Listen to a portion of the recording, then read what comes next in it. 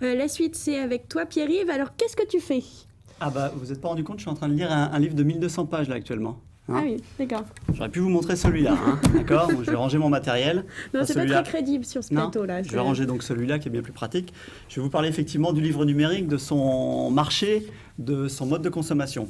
C'est le secteur qui est aujourd'hui un peu épargné par les nouvelles technologies de l'information et de la communication par rapport à celui de la musique et de la vidéo. Alors, quelles sont les raisons de cette lenteur? Il y a quand même un nombre de téléchargements illégaux un peu inférieur à la musique. Ça a été quand même relativement important. Il y a sûrement moins de lecteurs que de gens qui écoutent de la musique aujourd'hui. Et je pense que les maisons d'édition, qui n'avaient pas pris ce virage numérique, freinent à l'idée justement de passer ce cap-là. Alors, est-ce qu'aujourd'hui, le rapport tactile des lecteurs au livre et son statut d'objet par excellence, son statut d'objet culturel par excellence en France, va endiguer finalement cette avancée qui nous semble tous inéluctable? Aujourd'hui, on a quelques chiffres qui semblent le dire. Les ventes de livres papier vont décroître d'environ 1% jusqu'en 2017. Par ailleurs, le e-book va progresser de 20% par an en termes de vente. Aujourd'hui, en 2015, on annonce un chiffre d'affaires de 106 millions d'euros contre 21 millions d'euros en 2012. Et les supports pour lire les e-books, aujourd'hui, se sont vendus, notamment en 2013, il y a eu 6,5 millions de supports pour lire les e-books.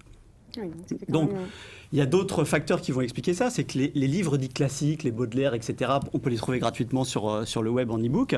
Il y a les mastodontes qui vont arriver. Amazon en tête, ça risque de devenir le premier libraire du monde demain.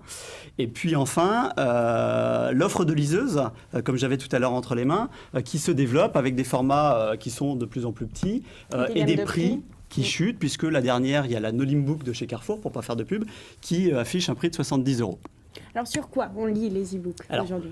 Avant de parler de la lecture, du support de lecture, on peut évoquer les formats de fichiers. Il y a deux formats. Il y a le format PDF que tout le monde connaît un petit peu, puis il y a le format EPUB pour Electronic Publication, qui est donc un format qui s'adapte à tous les supports sur lesquels vous allez pouvoir le lire. On rejoint un peu la notion de responsive design qu'Agnès avait évoquée lors de notre dernière émission. Et en plus, il a l'intérêt d'être un format qui va s'enrichir de contenu multimédia. Voilà, donc des photos, des liens vers des sites, des vidéos. Exactement. Alors, concernant maintenant les supports, on a d'un côté les liseuses, comme celle-là ou celle que je viens de ranger, ou les tablettes. L'intérêt des liseuses, son gros intérêt, c'est l'autonomie. 2 mois d'autonomie pour une liseuse. Ça fait un peu rêver quand on est en train de brancher son smartphone ou sa tablette tous les jours. Sa légèreté, ça pèse 2 fois moins, alors pas celle-là, mais celle que j'avais, ça pèse 2 fois moins lourd qu'un iPad mini.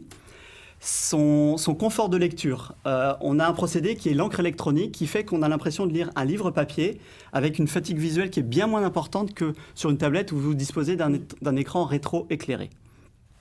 Alors à l'opposé, la tablette, son intérêt, c'est de pouvoir accueillir demain des supports enrichis au sein de votre ouvrage. Vous pouvez avoir des galeries d'images dans le bouquin, de la vidéo, ce genre de choses. Et puis il y a la couleur qui aujourd'hui manque cruellement sur les liseuses. Alors, la question se pose, est-ce que les liseuses vont disparaître si les contenus e-book s'enrichissent finalement? J'ai tendance à dire qu'effectivement, l'enrichissement va faire que les gens vont aller vers les tablettes, mais moi je pense que la liseuse, c'est le support qui est dédié à la lecture. C'est ça qui est important, c'est que vous n'êtes pas dérangé par vos notifications, vos mails avec la petite musique et avec la tentation d'aller voir effectivement ce qui vous a écrit.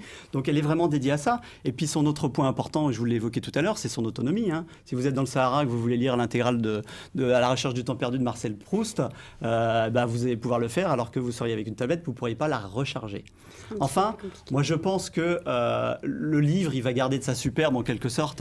Il va devenir un peu l'équivalent de la galette vinyle dont on adore entendre le petit craquement lorsqu'on pose la tête de lecture dessus. Ça, c'est vrai. Et comme tu le disais, effectivement, la qualité de lecture, c'est très agréable. C'est beaucoup plus agréable qu'une tablette. Je ne connaissais pas et franchement, c'est vraiment très léger. Vous passez de page en page.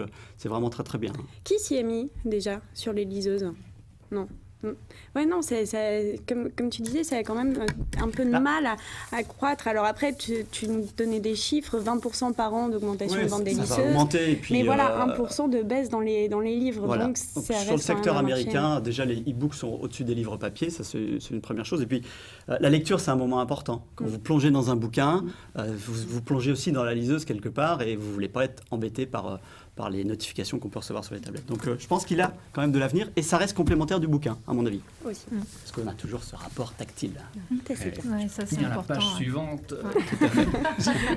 Bon, un nouveau gadget pour Pierre-Yves. Bon, ça, merci à toi tout de suite, c'est Souris-moi.